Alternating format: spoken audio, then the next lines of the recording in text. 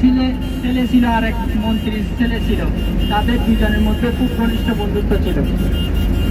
তো তারা সকালবেলায় নাস্তা খাচ্ছিল, হঠাৎ করে রাজার ছেলেটা আপেল কাটার সময় তার হাতটা কেটে ফেলল। তখন মন্ত্রীর ছেলে বলতেছে, যা করে আল্লাহ ভালো করে। তখন রাজার ছেলেটা মনে মনে খুব রাগান্বিত হলো। তো সেই মন্ত্রীর ছেলের প্রতি রাগ হয়ে একটা পরিকল্পনা করলো, যে বলল কিছুদিন পরে বলল, ভাই চলো আমরা একটা শিকারে যাই। তখন তারা শিকারে গেল বনের মধ্যে।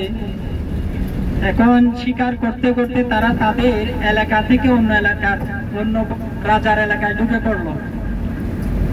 তখন সে এলাকার সিপাহীরা তাদেরকে বন্দী করলো, কিন্তু তার মধ্যে তারা শিকার করতে করতে বনের মধ্যে ক্লান্ত হয়ে গেল।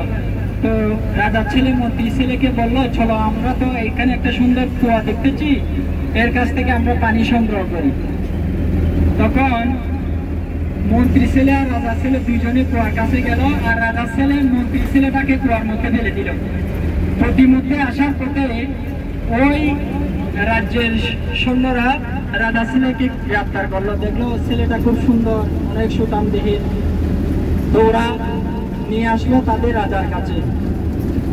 ওইখানে একটা কথা ছিল যে তাদের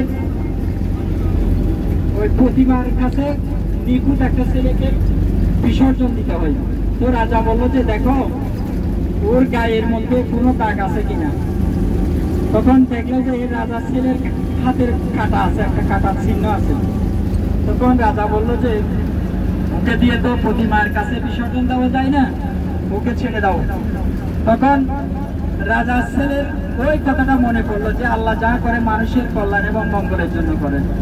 তখন ও আবার তার বন্ধুকে কুয়া থেকে আবার উদ্ধার করলো। তখন ও আবার মন্ত্রী ছেলে আবার বলতেছে, বন্ধু আল্লাহ যা করে তাই মঙ্গলের জন্য করছে, তুমি যদি আমাকে এখানে কুয়ার মধ্যে ফেলে না দিতে তাহলে আমাকে ধরে নিয়ে যেত। যেহেতু আমার গায়ের মধ্যে কোনো দাগ নেই, তাহলে প্রতিমার কাছে আমাকে বিসর্জন হতে হতো।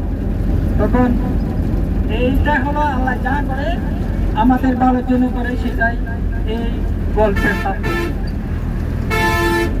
যাক